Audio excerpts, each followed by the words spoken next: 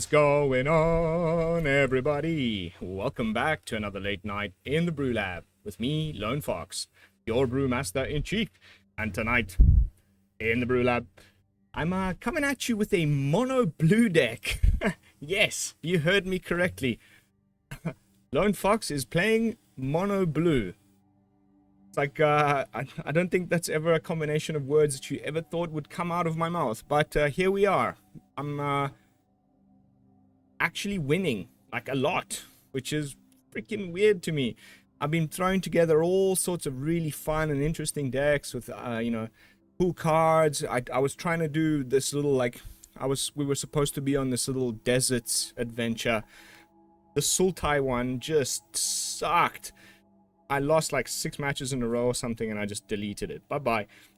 Fortunately, we're not done with deserts. I'm just waiting on some feedback from some fellow brewers over there on X. If you don't already follow me there, consider doing so. It's really nice for the Magic community, actually.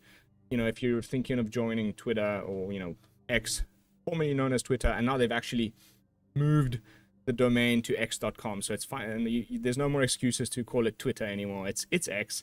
But they've sent me some Teamer Deserts decks, a few different followers that I have over there, and I really want to dig into that. So the Deserts thing is not over. We're just taking a brief interlude with some mono freaking blue, believe it or not. So without further ado, let's jump into tonight's brew. And I'm calling it Knowledge is Power. The idea is a simple one. Props Eidetic memory plus flyers into Flow of Knowledge. I'm sure you've all seen this card when you're playing against those people that are still obstinately playing Haughty Djinn. The number of islands you have matters because you draw a card for each island you control, so kind of the sky's the limit. You can end up drawing 10 freaking cards, and when you combine that with the fact that the Duelist gets extra power just by drawing, and then you get additional +1/+1 counters from the Profts, it ends up being a sort of OTK situation. And the rest are some really cool choices, namely the Ingenious Prodigy. I'm actually going to make a quick adjustment here. I need a little bit more counter magic, so there we go. I think 4 might be too many. And I'm also thinking about, I don't know, I'm trying to find space for one more Academy Loremaster. This is a freaking sweet card in the deck. The only other time I put mono blue up on the channel was like 2 years ago or something, when Haughty Djinn just dropped, or a year and a half or something ago. And I put the Loremaster front and center. I was like, if you're going to be playing the Djinn or some sort of like play land, say go blue based deck, then I think this is a really good inclusion, because you get to draw an additional card every turn, and then you don't cast anything, so the tax effect doesn't hit you, and then, you know, it's a symmetrical effect. The opponent is often like tempted to draw an extra card, but then they have to pay 2 more for their removal, for their whatever, and then anyway you have counter magic up, so good luck getting through that. But it ends up being an absolute house with Proft's Eidetic memory. Sometimes all you need is to play a Loremaster, say go, hope it survives, of course, because we're in a standard where there's like a million bajillion amazing removal spells. But if it survives, this lovely gilf over here in the library, then every turn you draw an extra card, right? And then if Eidetic memory is on the board, you just put a +1/+1 counter on the Loremaster, attack, say go. Next turn again, and you just hold up counter spells, and the Loremaster just keeps getting bigger and keeps getting in, keeps drawing you more cards. It's been amazing. And the very same thing can be said about Ingenious Prodigy over here. I went on a little bit of a tangent there, but Ingenious Prodigy, not only does it have Skulk, so it ends up being like unblockable by big creatures, which is definitely relevant in this deck, but it's a nice little curve filler as well. You know, it's got an X in the casting cost. You can do X1, X2, X3, whatever, and play it at any point in the game. And at the beginning of your upkeep, you draw a card and remove a counter. So then if you have a way, like perhaps you have both of these in play, right? You draw 2 extra cards. That's 2 extra counters from the Profts. You put them on the Ingenious Prodigy. It gets bigger again, but this time it gets bigger than it got smaller, right? Because you're only removing 1 to draw an extra card, but then you're putting 2 counters on it. So kind of similar to the what's going to be happening here with Profts and the Loremaster. You can also imagine happening with the Prodigy. It just feeds off of itself, gets bigger and bigger, draws you cards. It's amazing. And those are just kind of our glue cards alongside Aether Channeler, which again, I wish there was just a little bit of extra wiggle room to fit in one more. Draws cards, bounces things, makes a bird. All great modes. I'm trying to find a way to fit in another one. I'd love to hear your thoughts, but really, absolutely loving this one. Cool cards like that I never get to play. I guess that's what happens when you step outside of your comfort zone. This is definitely an advert for doing that. Please do so. It often unlocks play styles and cards and things that you never thought you would have enjoyed, and then suddenly you find yourself having fun again after a terrible day that I had yesterday of just losing with all of my Sultai Desert decks. This has been a breath of fresh air, and my win rates are actually very, very good. So again, we'll show you some stats at the end of the video, as I often do. I just ran into a little bit of like streamer's curse on the first take of this video that I just tried. Ran into 2 opponents with 150 card decks, and then some sort of like weird, I don't know, just people playing like weird jank. I guess it's the end of the season in Mythic in the sort of like low 90s, and everybody's testing out all sorts of nonsense. It's been fun, but like I couldn't believe I lost those games. So I had to go back to the drawing board. I made a little bit of adjustments, but the key concept is still this one. And again, I'll show you the win rates at the end. It's definitely working. Counter spells wise, Ertai Scorn 3 steps ahead, Phantom Menace, amazing. The entire deck is rotation proof except for Otawara. We're bouncing things with Serum Snare and the Aether Channeler, and it's anything, any non-land permanent. And the fact that this also proliferates when you're playing an Eidetic memory deck, and you know, Ingenious Prodigy has counters on it by itself. You can see why that would be pretty nice to get a little proliferate action, whilst also getting rid of some, you know, blockers, flying blockers the opponent might have, whatever the case might be. He hits you with a, you know, temporary lockdown. You can bounce the lockdown. Really, really nice inclusion, especially because I'm trying to be rotation proof. Maybe you would have played something like Fading Hope or whatever, but this is really, really nice alternative. Phantom Interference is replacing Make Disappear as a 2-mana counter spell that opponent just has to pay an additional 2, so it kind of should really go here on the curve. What else is there to add? Nothing much. We're just trying to like get the opponent to burn his removal and his interaction on our like more apparently good things, but that aren't the real win con, until at some point we manage to have a Duelist and or a Steamcore Scholar in play with the Proft's Eidetic memory, and then just fire off a flow of knowledge and draw a million cards, put all the counters on whichever flyer you have, and it works. I promise you. So I think that's enough of me talking, and it's about time for us to just jump into some games and see how the deck holds up on the Mythic ladder. Fox playing mono blue. Whew. What's going on, people?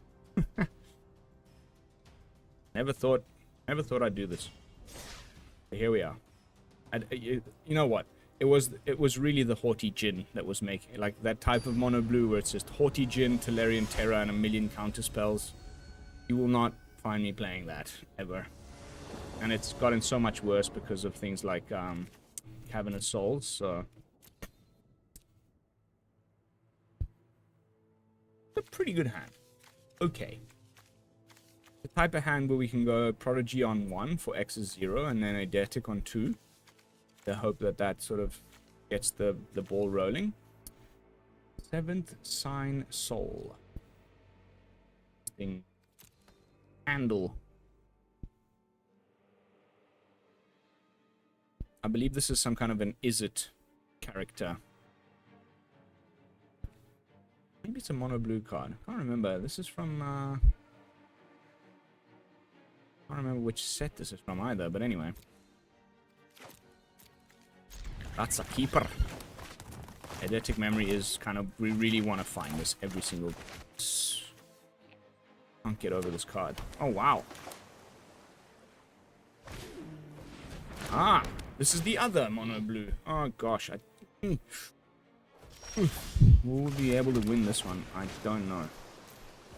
I am a little bit embarrassed to admit at how often I get wrecked by this. It might be Dimir ninjas. No. It's just that new mono blue. They're gonna flash in. I mean, it's got some ninjas. Not flashing in, it's they're called ninjutsuing in. This deck is also a really cool way of playing mono blue. It's just too many cards that will rotate. And so,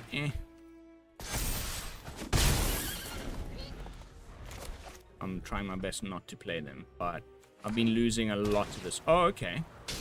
The inclusion of white is new.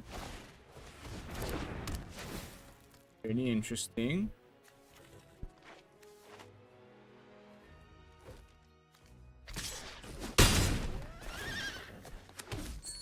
That's this, man.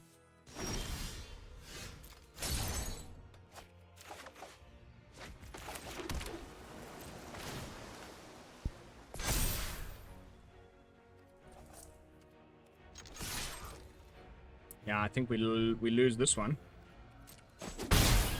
Oh, it's been a couple of videos where I just like find myself losing to you know, streamer's curse on the first video, and then it fixes itself after. You know, we've been losing a lot to like game 1.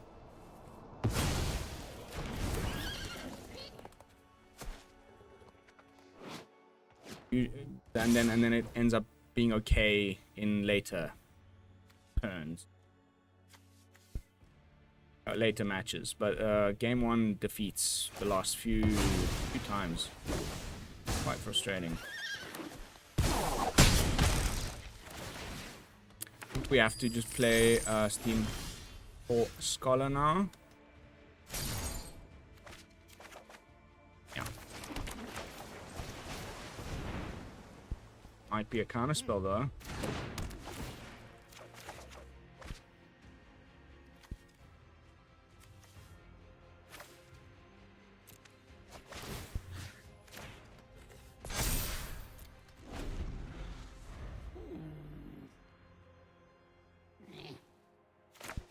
I mean, I'm not going to give up, that's for sure.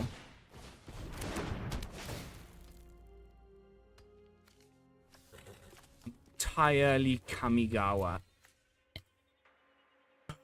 One of these days, we'll run out of Kamigawa cards. That day is not today. Enough treasures for you, my friend. Thank you. A little bit bored of that. Oh, it's any ninja? Oh my god. Whoops. Whoopsies. Whoopsie daisy.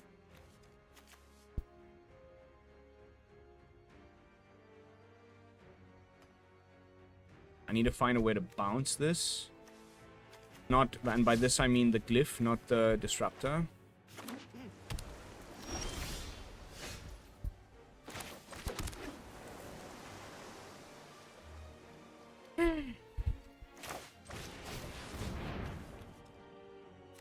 Yeah, game 1 defeat against another kind of similar attempt at a sort of blue-based tempo.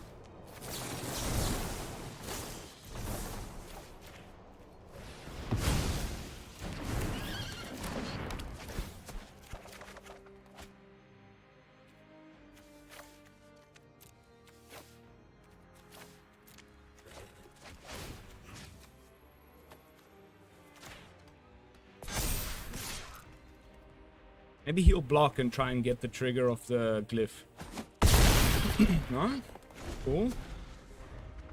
I'm fairly certain he'll have something to bounce with.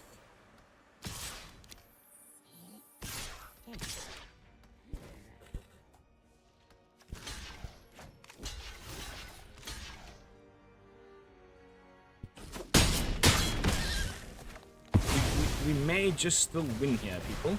So let me just make that abundantly clear. Okay. Only creature spell. Can't counter my flow of knowledge. As long as you don't bounce my Steamcore Scholar, player blocker.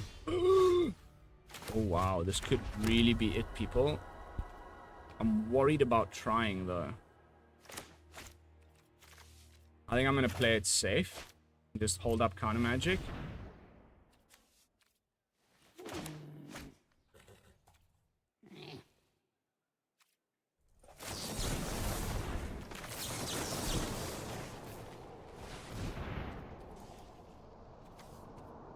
Got another? Of course you do. Of course you do.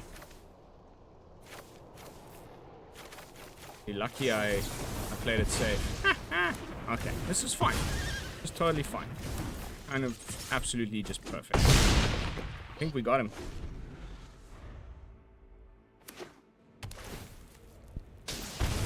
Block. Of course. Please don't concede.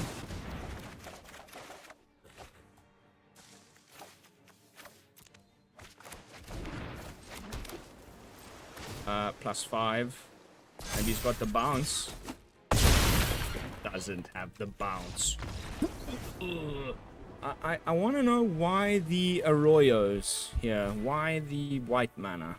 Because I've seen this deck a lot of it actually. It's the sort of like weird sort of hidden mono blue that not everybody plays, but that is actually secretly very good. It's just I'm done with Kamigawa. Like, you won't find me playing those cards even if you paid me money. But you know, it's usually got that. There's like a flash artifact. It's called like the bicycle or hover bike or something, and it taps. And it's like kind of a mixture between mono blue artifact synergies and flyers and ninjutsuing in. So cool. Happy we beat them. I'm just a little bit. Maybe he's just playing that white for the extra. Ping damage from the deserts. The way they just get a little extra damage in. We'll never find out. Alright, game 1. No curse. Only luck. Let's go. At least you talk about the curse, the less it presents its ugly face. Now, from now on, just good matchups. Lobo Alpha. Lobo is wolf. In, or Lobo?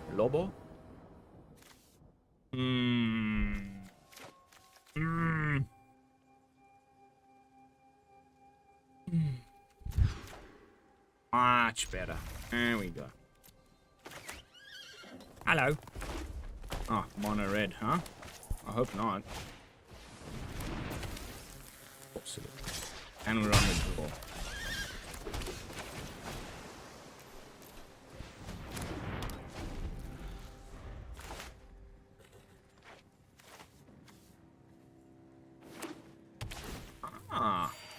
Okay, someone's going to be plotting some birds. I'm fairly certain. Okay. Low 80s. We're in for some jantastic fun.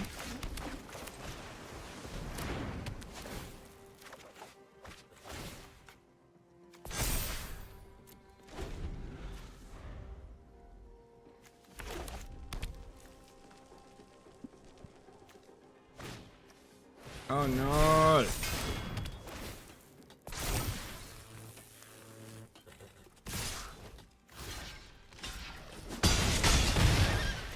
Yeah, that's a problem. We can stop dodging. Great, we have the Scholar to... Wow, that is a card of epic proportions.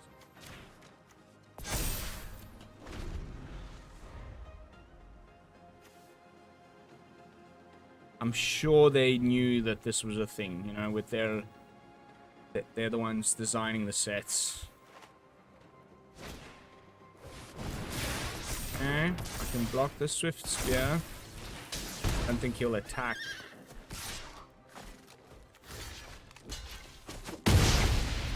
We need to bounce this thing ASAP. That is just too much mana, man.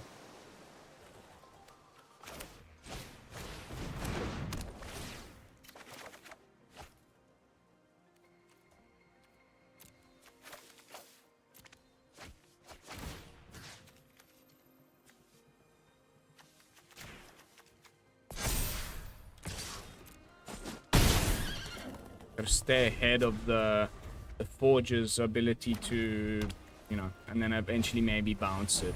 Oof. Cool, bro.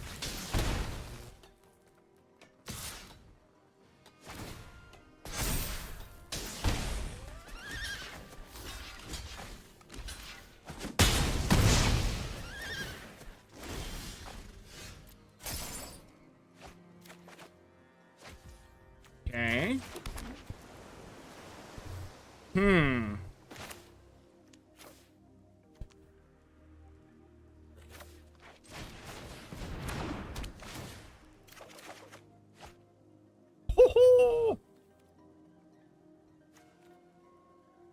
I think it's actually time to say goodbye to you.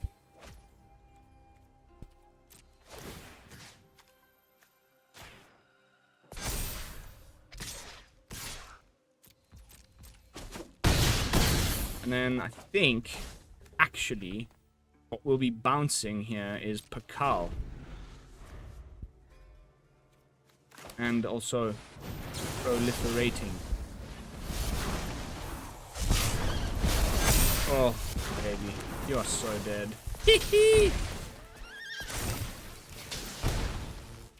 Going with everyone out of desperation. And then I win.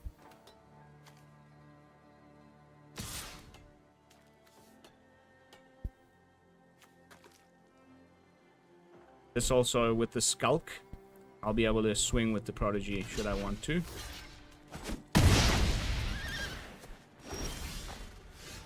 What a sweet ass. Oh, yes. And the combo finish. Just, you know, for funsies. Whatever. Ooh. Oh, no, blue. Props Aether memory. Let's go. Starting to climb again. After that foray into Sultai Deserts, I was like middling 80s. This is really helping soothe my damaged pride after a couple of terrible days on the ladder with deserts. Although the Jund one video just went up on the channel. Chef's kiss. Really, really nice. How are we doing for time? Wow. These are cruisy matches. Seems like the luck has turned. Can't believe I ran into two people in like upper 90s with like 250 card decks. Doing? I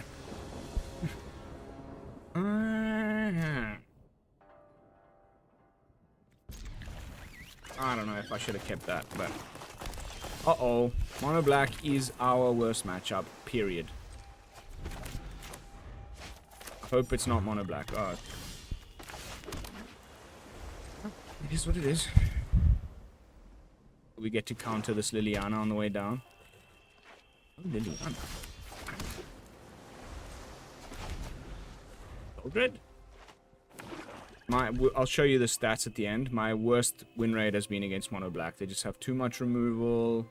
Liliana comes down. We can't do anything about it. Yada yada.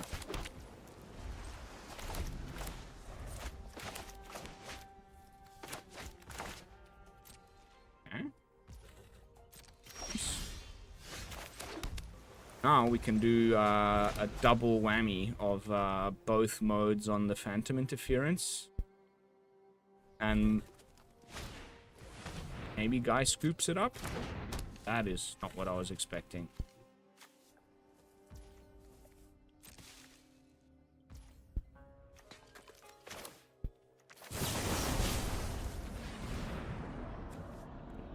Maybe not the best usage, but whatever.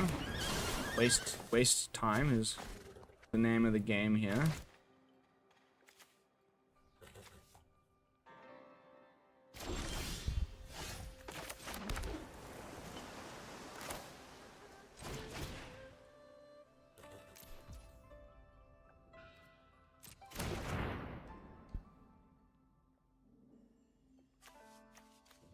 This is really not that good right now, you know? So maybe whatever. All we need to hold up is 2.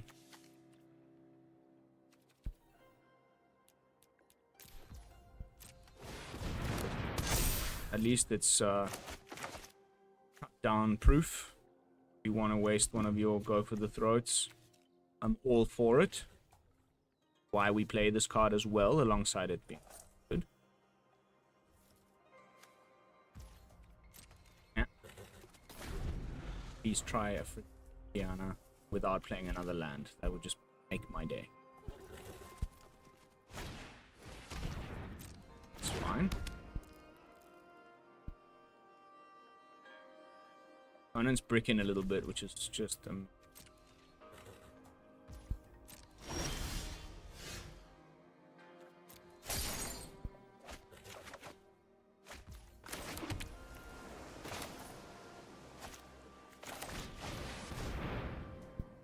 want to draw a better counter spell than Phantom Interference, please.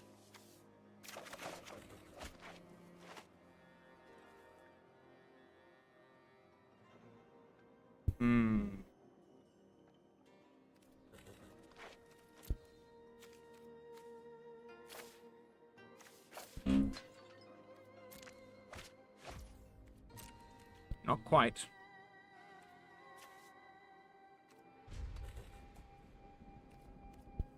Not looking good. But so far I've said that about a few matches and ended up okay. So fingers and toes. Okay. In this case, I'll proliferate my Prodigy, thank you. We'll get to hold up interference.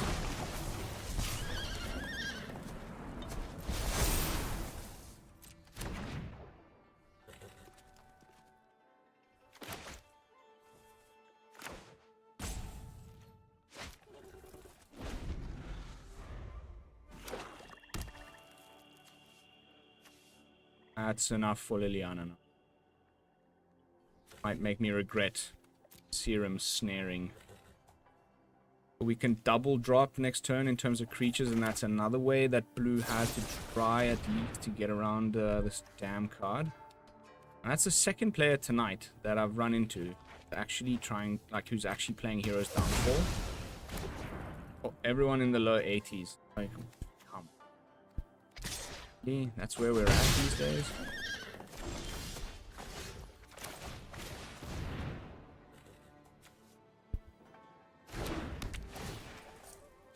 A good counter spell, please. Of course not. 2 lands. I think I might cut a couple of lands here. Honestly.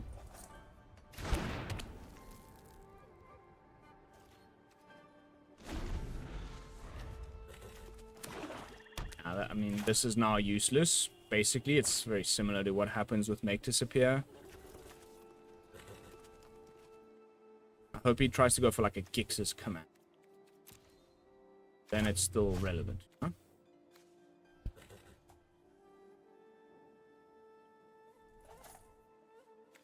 Apthorpe. Apthorpe. Yes. And honestly, I will not. Yeah. That's fine.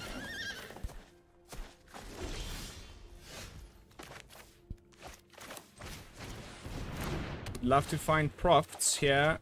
Oh my lord.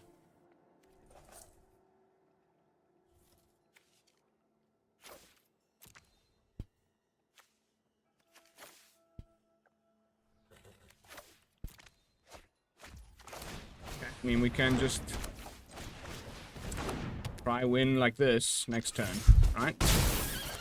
That's 7 extra on both of these. He can probably only remove. Oh, okay. Flyer.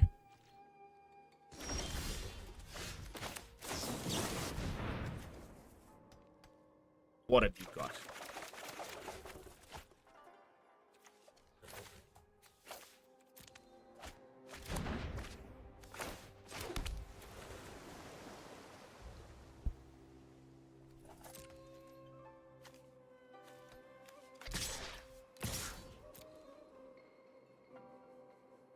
Yes. Gonna try go for that deluge. Okay, no he's not. Probably should have just swung with everyone.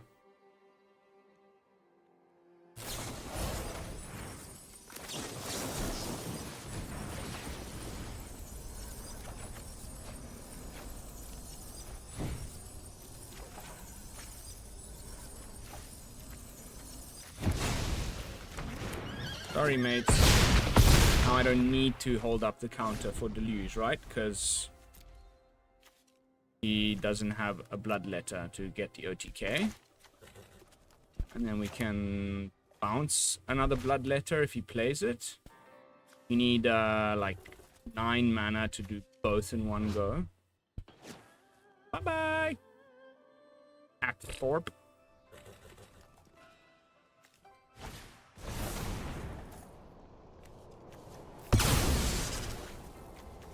And we'll discard you and you.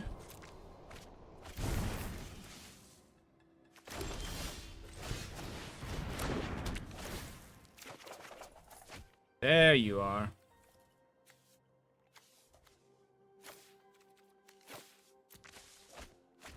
That's actually the perfect amount.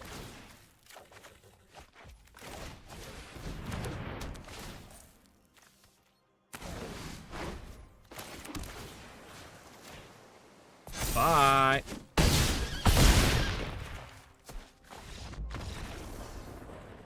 Oh my lordy lord. Do I love this freaking brew, people. Alright. I think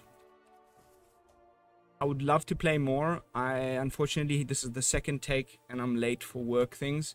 I have to go. We arrived at the 35-minute mark, but we did see the thing. So I think I'll just leave you with some stats more than more gameplay footage. We all know what the deck is trying to do at this point. Let's get this up on screen. Oop. Oh.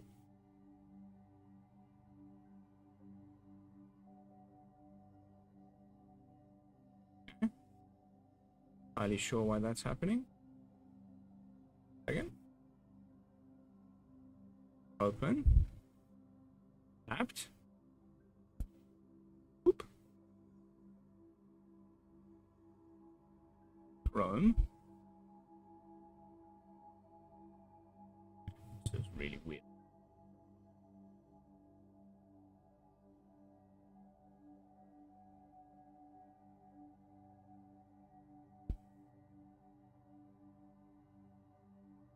Don't you just love how this just never works?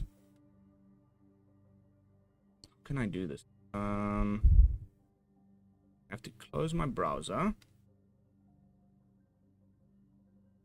Reopen my browser. There we go. Sorry guys, that was quite painful to watch. 21 for 11. Has it picked up my most recent match? Yes.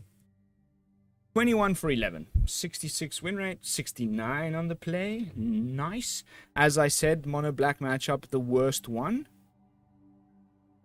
I mean, come on. That's not too shabby. 3 for 0 here. This was pretty bad. Changed some stuff. 7 for 2. And then I had another... another run where I went, here we go, 7 for 2.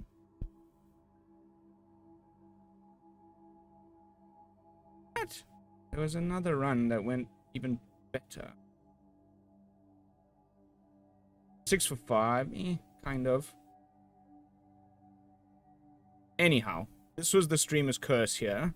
These two dudes with mono black playing 150 card piles.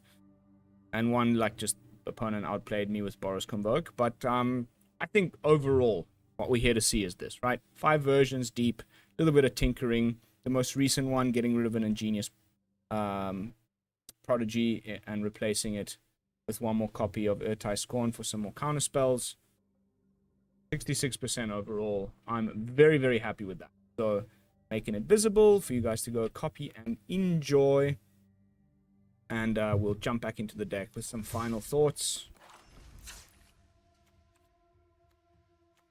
Didn't really get to see the Loremaster pop off. And I think what I'm going to end up doing is get rid of the Channeler entirely and do something like that. This kind of does the same thing, but like maybe, you know, the algorithm prefers these like 2 ofs. There's more chance that you'll actually get them.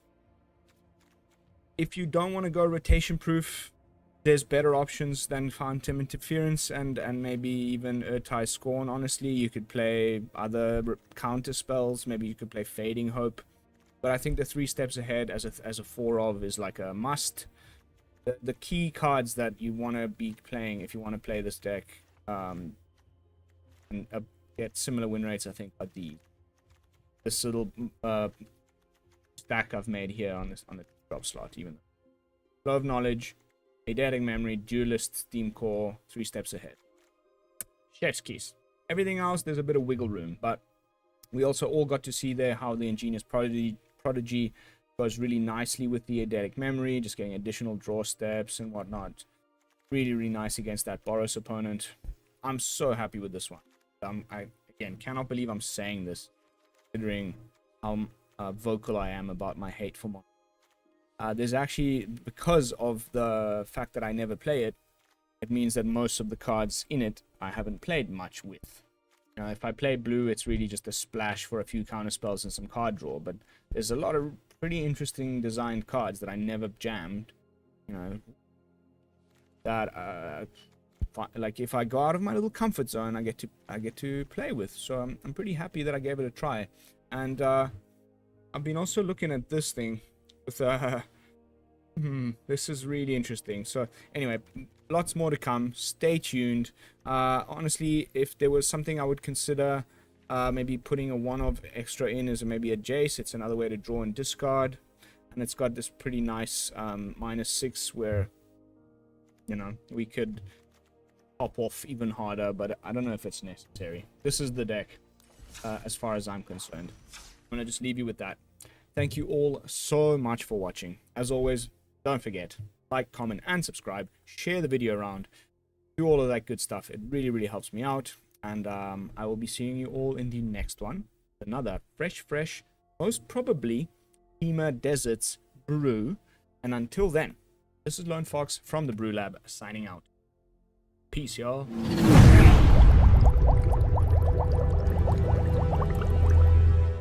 Woo!